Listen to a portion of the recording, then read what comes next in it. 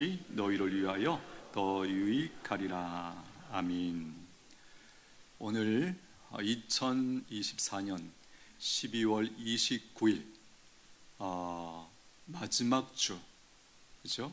1년에 52주가 있는데 그 52주 마지막 주에 우리가 지금 와 있습니다.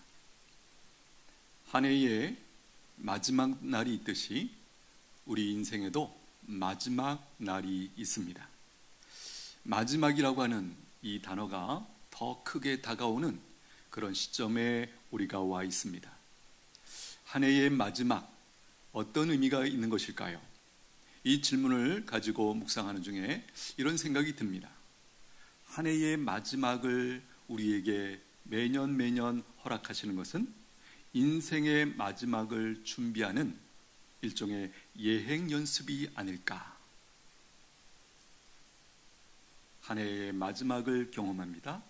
그때 우리가 뭔가를 정리하고 그런 그 움직임이 마음에 있지 않습니까? 또 한 해 동안 지나면 또 마지막에 그것을 경험하죠. 그리고 우리가 알지 못하는 어떤 한 해의 끝에 혹은 중간에 우리 인생의 마지막 날을 맞이하게 되는 것이죠. 아시는 것처럼 중요한 일일수록 예행 연습을 많이 합니다. 지난번 성탄 축하 발표회를 보니까 우리 주일학교 우리 자녀들, 우리 학생들 밤에도 와가지고 열심히 준비하는 모습 지금도 기억이 생생합니다. 또 성탄절에 우리 할렐루야 찬양팀 어땠습니까? 예, 그 아름다운 그 멋진 찬양을 준비하기 위하여 어느 날 갑자기 모여서 저절로 되는 것이 아니죠. 많은 수고와 연습을 한 끝에 그와 같이 하나님 앞에 그리고 성도들 앞에 그 귀한 찬양을 올려드릴 수 있었다 분명합니다. 오늘 이 시점에 서서 다시 한번 우리가 지금 우리 인생의 마지막을 준비하면서 예행 연습을 하고 있다, 이 개념을 우리가 충분히 생각하면서 이 마지막 이 계절을 잘 지나갈 수 있게 되기를 축복합니다. 바라기는 오늘 말씀을 나누면서 인생의 마지막에 관하여 뭔가를 깨닫고 잘 준비할 뿐만 아니라 사실은 오늘을 더 잘 살게 되는 그 은혜의 역사가 있게 되기를 축복합니다. 우리가 지금 보고 있는 책은 빌립보서입니다. 사도 바울이 로마의 감옥에 잡혀 있으면서 빌립보 교회 성도들에게 쓴 편지입니다. 빌립보 교회는 아시는 것처럼 사도 바울이 2차 전도 여행 중에 개척한 교회였죠. 또 이 빌립보 교회가 우리가 기억되는 이유는 유럽의 최초의 교회였다라는 의미에서 이 빌립보 교회는 의미가 있고 중요하죠. 오늘 이 본문을 통해서 바울이 로마 감옥 중에 있으면서 빌립보 교회 성도들에게 자신의 인생의 마지막에 대하여, 즉 죽음에 대해서 이야기를 하면서 어떤 메시지를 증거하고 있다는 것이에요. 21절 한번 가보실까요? 21절, 이는 내게 사는 것이 그리스도니 죽는 것도 유익함이라. 여기 끝에 죽는 것도 유익함이라. 만약에 우리가 익숙한 이 성경 말씀이 아니고 우리 가운데 혹시 오늘 인생 가운데 처음 교회 나왔어요. 근데 이 말씀을 딱 읽었어. 죽는 것도 유익함이라? 깜짝 놀랄 것 같아요. 이게 무슨 말씀이지? 뭐 이런 말씀이 있나? 이렇게 엄청난 말씀이 있네? 우리가 이렇게 느끼는 것이 사실은 정상이에요. 그런데 우리는 이 말씀에 대해서 많이 알고 들었기 때문에 그렇지, 그 정도로 지나가지만 사실 이거는 깜짝 놀랄 만한 그런 엄청난 이 말씀을 지금 여기 주고 계시는 거예요. 죽는 것도 유익하다. 어떻게 이런 말을 할 수 있을까? 오늘 이 말씀에 보니까 바울 안에 계신 예수님 때문이다, 그렇게 지금 말을 하고 있는 것이죠. 예수님이 내 안에 계시기에 죽는 것도 유익하다.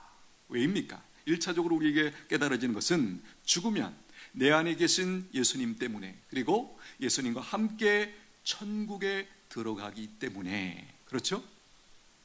죽음은 모든 것이 끝나거나 망하거나 없어지는 그것이 아니고 그토록 이 땅에서 사모했던 천국에 들어가는 그 통로가, 이 절차가 바로 죽음이기 때문에 죽음? 참 복된 사건이지. 이렇게 우리가 받아들이고 경험한다는 것이에요. 성도들은 어떤 사람들일까? 죽는 것도 유익하다는 이 놀라운 진리를 알고 이 진리 때문에 이 땅에서 다르게 사는 그 모습이 분명히 있게 되는 그런 사람들이다라는 거예요. 22절 보십시오.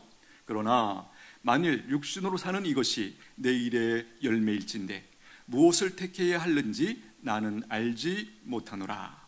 내가 그 둘 사이에 끼었으니 차라리 세상을 떠나서 그리스도와 함께 있는 것이 훨씬 더 좋은 일이라 그렇게 하고 싶으나. 여기 22절 조금 어렵게 느껴질 수 있습니다. 이것을 의미를 되새기면 이런 뜻이에요. 내가 사는 것과 죽는 것을 선택할 수 있다면 어느 쪽을 택해야 할지 잘 모르겠다라는 뜻이에요. 왜 모르는 것입니까? 이런 맥락이에요. 이 땅에 사는 것도 좋고 죽어서 천국 가는 것도 좋고 둘 다 좋으니 이것을 어느 것을 선택하지? 이런 약간의 갈등이 이 표현 속에 담겨 있는 것이에요. 나는 알지 못하겠노라. 23절 보시면 내가 그 둘 사이에 끼었으니 생과 사이에 그 둘 사이에 끼었으니 차라리 세상을 떠나서 그리스도와 함께 있는 것이 훨씬 더 좋은 일이라 그렇게 하고 싶다. 끝에 그러나 이렇게 되는 거죠. 내가 이 세상을 떠나 그리스도와 함께 있는 것을 원하고 또 그것이 훨씬 좋다는 것 나는 분명히 알고 있다.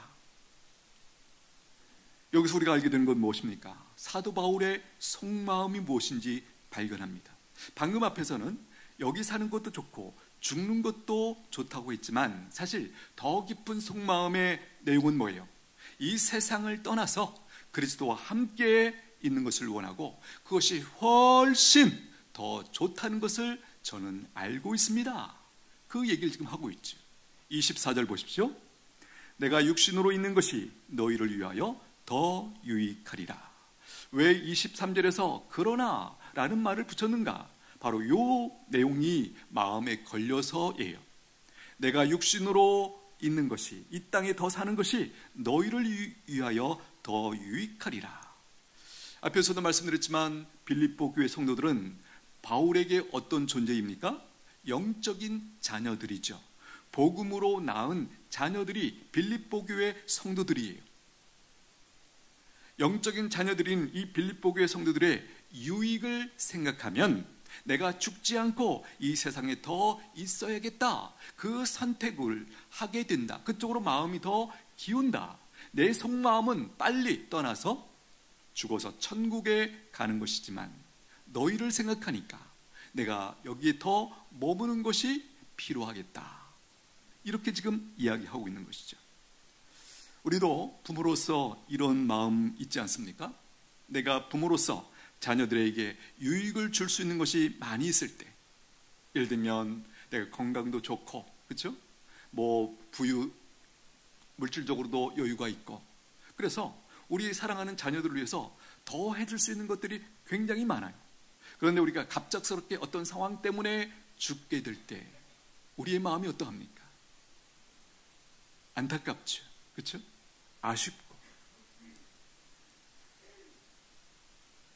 제가 가끔 어머니를 찾아뵙습니다. 우리 어머니 이런 기도 부탁을 저한테 하세요. 기도 열심히 해서 하나님 빨리 좀 나를 데려가게 해달라고, 하나님 앞에 기도드리라고. 왜 그렇게 그런 기도를 하시는 것일까? 아마도 이렇게 느끼시는 것 같아요. 내 몸 상태도 이렇고 내가 뭐 너희를 위해서 더 해줄 것이 없는 것 같다. 그렇게 느끼시면서 아마 그런 기도 제목을 부탁하시는 것이 아닐까, 그렇게 생각이 듭니다. 저는 이렇게 반응합니다. 어머니, 실제로는 어머니라고 안 불러요. 저는 엄마라고 부릅니다. 지금도. 그것이 훨씬 더 따뜻하게 저도 느끼고 어머니도 느끼시는 것 같아요. 그래서 어머니라는 말 대신에 엄마. 사실 엄마가 살아 계시는 것만으로 저에게 큰 위로가 됩니다. 또 저를 위해서 계속 기도해 주시잖아요. 기도보다 더 큰 그런 우리에게 주실 수 있는 것이 더 없잖아요. 건강하셔서 저를 위해서 계속해서 기도해 주십시오. 그렇게 위로의 말씀을 드립니다. 그렇습니다. 우리가 지금 사도 바울의 심정이 이런 거죠. 영적인 아비로서 이 빌립보 교회 내가 더 있어서 뭔가 더 채워주고 더 말씀을 가르치고 성장하는 그 이후에나 내가 가도 가면 좋겠다, 그런 마음을 가지고 이 고백을 하고 있다는 것이에요. 여기서 우리는 궁금합니다. 사도 바울이 어떻게 이 마지막을, 죽음을 이런 관점으로 이해하고 자유롭게 살게 된 것일까? 그 이유 중에 하나는요, 그가 삶의 목적을 바로 알았기 때문이에요. 20절 한번 보십니다. 나의 간절한 기대와 소망을 따라 아무 일에든지 부끄러워하지 아니하고 지금도 전과 같이 온전히 담대하여 살든지 죽든지 내 몸에서 그리스도가 존귀하게 되게 하려 하나니. 지금 무슨 얘기죠? 나의 가장 큰 인생의 목표는 그리스도가 나를 통해서 존귀하게 되는 것이다. 그렇게 지금 고백을 하고 있는 것이에요. 사도 바울은 예수님이 존귀하게 되는 것을 인생의 목적으로 삼고 있었기 때문에 살든지 죽든지 상관이 없다, 그렇게 고백하게 되었다라는 것이에요. 여러분 무엇을 보십니까? 자유입니다. 자유. 그리스도가 존귀하게 되는 것이 내 인생의 목적이다. 그러므로 예수님을 더 존귀하게 할 수 있다면 그것이 감옥이든지 감옥 밖이든지 상관이 없다. 그것이 내가 이 세상에서 더 사는 것이든지 아니면 죽어서 떠나는 것이든지 상관이 없다. 나의 온통 하나의 관심은 내 인생을 통해서 그리스도가, 예수님이 존귀하게 되는 것, 그것이다. 그것을, 그 목표를, 그 목적을 붙들 수만 있다면 나는 얼마든지 죽음을 선택할 수 있다. 그렇게 이야기를 하는 것이죠. 우리가 잘 아는 순교자라고 하는 이 놀라운 명칭을 가지고 있는 우리 믿음의 선배들, 그들이 어떻게 그러할 수 있을까요? 바로 이것이죠. 내 삶이 어디서 사는지, 어떻게 사는지 별로 중요하지 않아. 내 인생 가운데 그리스도를 존귀하게 할 수만 있다면 나는 죽음까지도 선택할 수 있어. 이렇게 그들이 살았던 것입니다. 여러분, 바울의 인생 어떤 인생입니까? 성도가 성도답게 살아가는 귀한 본을 보여주고 있는 그런 인생이죠. 생각해 보십시오. 죽음도 위협이나 두려움이 되지 않는 사람들, 그렇죠? 죽음도 어떤 위협이나 두려움이 되지 않는 사람들. 여러분, 세상에 이렇게 강한 사람이 있을까요? 지금 우리가 사도 바울을 얘기하고 있지만 사실은 이것이 바로 그리스도를 믿고 예수 안에 있는 모든 사람들이 이런 존재다라는 것이에요. 오늘 우리가 그런 존재라는 사실을 깨닫게 되기를 축복합니다. 그리스도를 믿고 예수님을 믿고 우리가 구원받았을 때 우리에게 어떤 일이 벌어지는가? 죽음을 더 이상 두려워하지 않고, 그렇죠? 그것들은 2차적인 문제예요. 가장 중요한 것은 내 인생을 통해서 예수 그리스도가 존귀하게 되는 것, 그 목적을 이룰 수만 있다면 나의 상황은 감옥이든지 밖이든지 전혀 문제가 안 된다. 심지어는 죽든지 살든지 그것은 전혀 문제가 안 된다. 이렇게 고백을 하고 있는 것이에요. 이런 맥락에서 예수님을 존귀하게 하는 그 목적을 가지고 사는 인생, 최고의 인생으로 사는 것이에요. 죽음도 두려워하지 않고 죽음조차도 복으로 여기면서 살 수 있는 인생, 세상에 그런 인생이 정말 있나요? 저는 그리스도 안에 있는 믿음의 사람들만이 이 놀라운 진리를 자기 것으로 삼고 자기 고백으로 살아갈 수 있다라는 것이에요.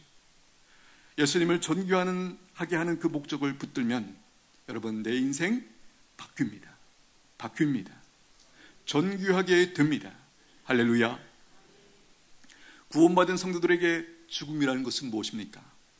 데살로니가전서 4장 13절, 형제들아, 자는 자들에 관하여는 너희가 알지 못함을 우리가 원하지 아니하노니 이는 소망 없는 다른 이와 같이 슬퍼하지 않게 하려 함이라.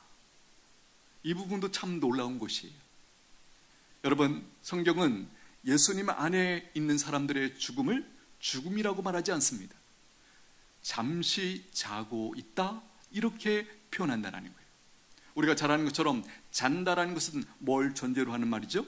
곧 깨어날 것을 전제로 할 때 잔다, 그렇게 표현하는 것이죠.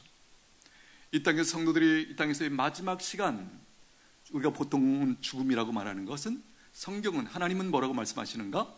지금 내 딸이, 내 아들이 잔다, 곧 천국에서 깨어난다, 그 말씀을 하고 있는 것이. 바라기는 여러분, 잠자실 때 충분히 푹 주무시게 되기를 축복합니다. 우리는 둘 중에 한 곳에서 눈을 뜨게 될 거예요. 하나는 한국이라는 이 땅에서, 또 하나는 천국에서 눈을 뜨게 될 줄로 믿습니다. 그러나 마지막에는 천국에서 눈을 뜨셔야 돼요. 그렇죠? 우리 모두는 수면 내시경을 다 경험하셨죠. 제가 경험한 수면 내시경은 이렇습니다. 그것을 하고 나서 그 마취에서 깨어났을 때 어떤 느낌이냐면, 푹 잤다, 잘 잤다, 그런 느낌으로 깨어나게 되더라고요. 물론 깨어나서 약간 어지럽긴 하죠. 그런데 제가 느끼는 그 일차적인 느낌은, 아, 잘 잤다, 개운하다, 그런 느낌. 모르겠어요. 우리가 잠을 자고 눈을 떴을 때, 천국에서 눈을 떴을 때 아마 그런 느낌으로 우리가 눈을 뜨지 않을까, 우리 상상을 해봅니다. 여러분, 예수님께서 왜 죽으셨는지 잘 아시죠? 그런데 오늘 말씀과 연관해서 한 가지 진리를 우리가 기억할 말씀이 있어요. 왜 예수님께서 십자가에 죽어주셨는가? 한마디로 말하면 우리를 죽음의 두려움에서 벗어나게 해주시기 위해서 십자가에 죽어주셨다, 이렇게 말씀하세요. 히브리서 2장 14절, 자녀들은 혈과 육에 속하였음에 그도 또한 같은 모양으로 혈과 육을 함께 지니심은 죽음을 통하여 죽음의 세력을 잡은 자, 곧 마귀를 멸하시며 또 죽기를 무서함으로 한평생 매여 종노릇하는 모든 자들을 놓아주려 하심이니. 들으셨죠? 죽음을 통하여 죽기를 무서워하는 한평생 매여 종노릇하는 모든 자들을 놓아주려 합니다. 벗어나게 해주리, 구원해 주시기 위해서 예수님께서 죽어주셨다, 이렇게 말씀하세요. 사도 바울이 죽음에 대해서 이렇게 말하는 이유가 뭐죠? 감옥에 있는 이 사도 바울을 빌립보 교회 성도들이 지금 걱정하고 있기 때문에, 너희들이 모르는 게 있다. 그리스도 안에서의 죽음이라는 것은 이런 것이다. 그러므로 더 이상 걱정 안 해도 돼. 그 이야기를 이렇게 지금 이야기를 해주고 있는 것이죠. 여러분, 우리도 나의 죽음에 대해서, 혹은 우리 부모님의 죽음에 대해서 염려하고 있지 않습니까? 이 부분 우리가 오늘 말씀 앞에서 뭔가를 정리할 필요가 있는 것이죠. 우리가 예수 믿기 전에 이 죽음에 대한 이해가 있었습니다. 그리고 예수님을 믿은 이후에 성경에서 가르쳐 주시는, 하나님이 말씀하시는 그 죽음이 무엇인지에 대해서 우리가 알게 되었죠. 이 하나님의 진리가 우리 안에 들어왔다면 그 진리는 반드시 우리의 죽음에 대한 이해와 태도를 바꾸어 주게 되어 있다는 것이에요. 어떠십니까? 여러분들이 예수님 믿기 전에 알고 있었던 죽음에 대한 이해와 예수 믿고 나서 지금 죽음에 대한 이해가 같습니까? 다르습니까? 반드시 달라야 돼요. 그것이 달라지면 우리가 바뀌게 되어 있다는 것이에요. 오늘 말씀에서 뭐라고 말씀하시냐면, 사람들이 살아가면서 무엇을 가장 두려워하는가? 죽음을 두려워한다는 거예요. 죽음을 두려워하는 그 마음이 들어오는 순간 우리의 삶은, 우리의 생각은 경직되고 위축되고 우리가 마땅히 누려야 할 우리의 삶의 영역이 많이 축소된다, 그렇게 지금 말씀하고 있는 것이죠. 이런 그림을 한번 생각해 보십시오. 우리 자녀들이 학교에 갑니다. 그런데 그 학교에 깡패 같은 아이가 있어요. 그래서 계속 괴롭히는 거예요. 그때 우리 아이가 그 학교 가는 것을 어떻게 느끼죠? 마치 도살장으로 끌려 들어가는 느낌이 아닐까요? 가기 싫죠. 집에서 때를 씁니다. 근데 이 상황을 모르는 엄마 아빠는 왜 안 가? 이런 식으로 자꾸 접근하고 밀어붙이려고 합니다. 근데 알고 보니까 그 학교에 이상한 아이가 있고 우리 아이를 계속해서 괴롭히고 때리고 왕따시키고 빼앗고 이런 상황이라면 그 아이의 학교 생활이 어떻겠습니까? 우리가 충분히 상상이 가능한 것처럼 사실은 그 모습이 인생들의 모습이라는 거예요. 오늘 성경에 앞에 이렇게 말씀하시죠. 죽음을 통하여 죽음의 세력을 잡은 자 마귀를 멸시하며 멸하시며. 마귀를 왜 멸하시죠?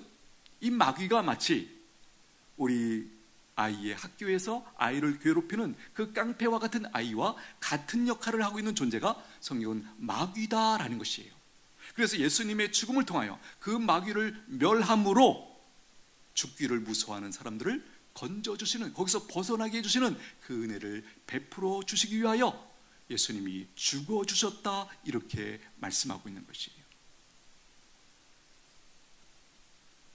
여러분, 우리가 진정 이 진리를 알고 있으면 우리 안에서 두려움, 이 죽음에 대한 두려움이 없어져요. 담대하게 살 수 있어요. 마귀가 우리를 어떻게 이 죽음을 가지고 공격합니까? 크게 두 가지를 설명드릴 수 있어요.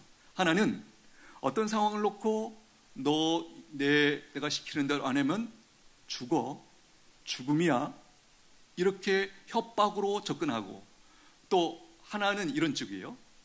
너 생각해봐라, 인생 뭐 별거 있냐, 얼마 못 산다, 지금 네가 원하는 대로 마음대로 해, 이렇게 유혹하는 방향으로, 사탕으로 마귀가 우리를, 이 죽음을 가지고 우리를 통제하려고 하고 우리를 자기의 종으로 부리려고 그렇게 하고 있다는 거예요.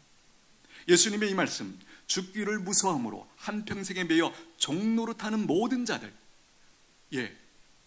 죽음이 두려워서 그거 걱정하느라고 허락하신 현재의 삶을 충만하게 기쁘게 감사하면서 누리지 못하는 그 모습을 보면서, 우리 자녀가 학교 가서 공부 못해 즐거워하고 친구들과 놀고 뛰어놀고 해피하게 그렇게 지내는 거 못하고 늘 주눅 들어있고 늘 눈치 보고 늘 그 악한 그 마귀 같은 그놈을 생각하면서 위축이 뛰어있고 마음이 떨리고,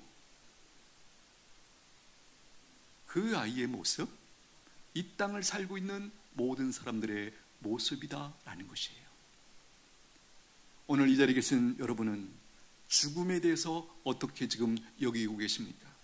죽음의 그 협박에 대해서 어떻게 느끼고 계십니까? 하나님은 우리가 그 죽음에 대한 두려움에서 벗어나서 자유롭게 살기를 원하십니다. 그래서 예수님을 보내주셨고, 예수님의 죽음을 통하여 마귀를 멸하시고 우리를 그 죽음의 두려움에서 벗어나게 해 주셨습니다. 잘 아시는 것처럼 세상 사람들은 이 죽음에 대해서 말하는 것조차 꺼려합니다. 그렇죠? 괜히 이렇게 지나가고 싶고, 그렇죠? 죽음을 싫어하고 외면하고 그 말하는 것조차 서로 치부하는 그런 반응이 있지 않습니까? 그러나 어떻습니까? 성도들은 그렇지 않습니다. 죽음은 두려움의 대상이 아니고,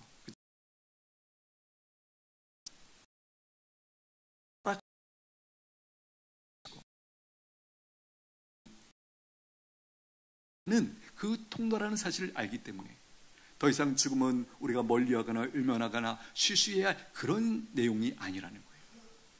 놀랍게도 세상에 죽음을 기뻐하는 존재는 예수님을 믿는 사람들밖에 없습니다. 원어에 가깝게 말하면 이제 이 죽음이라는 것은 축제예요. 왜요? 이 어두운 세상을 떠나서 천국으로 복귀하는 날이기 때문에. 그렇죠?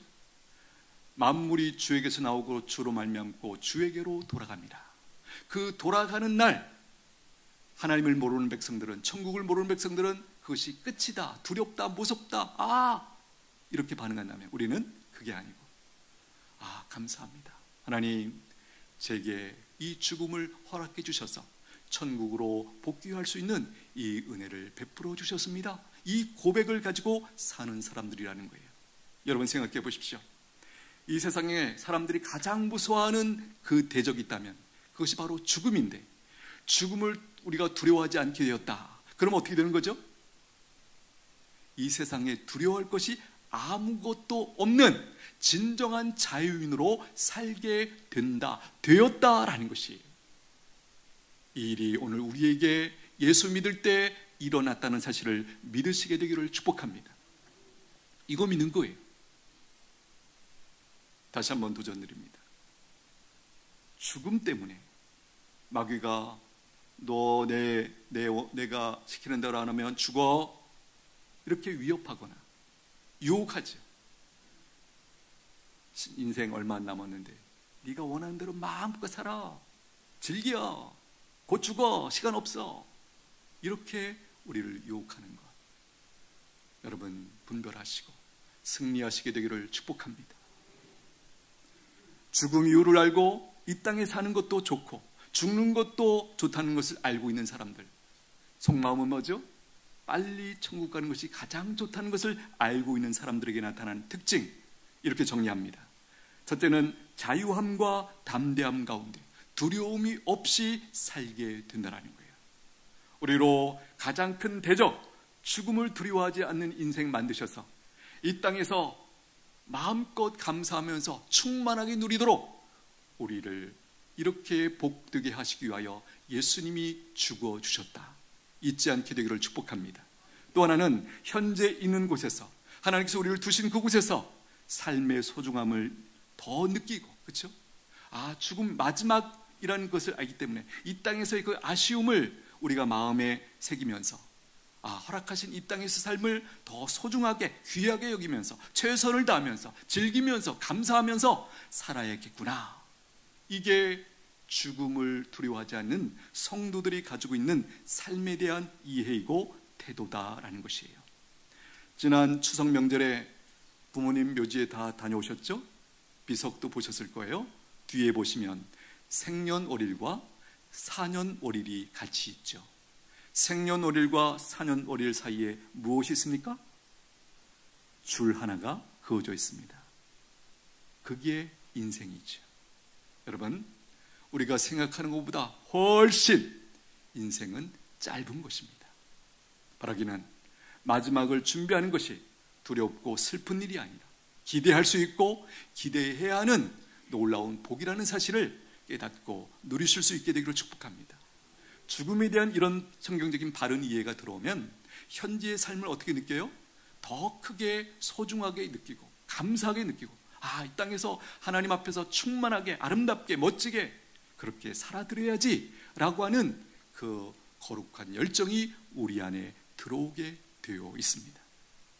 오늘 2024년도 우리가 다시 돌아오지 못할 이 시점에 서서 마지막이라는 단어를 가지고 우리의 인생에도 마지막 날이 온다라는 사실을 염두에 두고 내가 이 땅에서 하나님이 허락하시는 시간 동안 어떻게 살아낼 것인지 분별하고 결단하는 이 귀한 시간 되기를 축복합니다. 기도하겠습니다. 하나님께서는 자기 백성들이 이 땅에 사는 동안 마지막을 준비하면서 마지막을 의식하면서 살기를 원하십니다. 그렇게 하시는 이유는 현재의 삶을 더 소중하게 여기고 귀하게 여기고, 그래서 자유함과 담대함을 가지고 기쁘게 살기를 원하시기 때문이죠.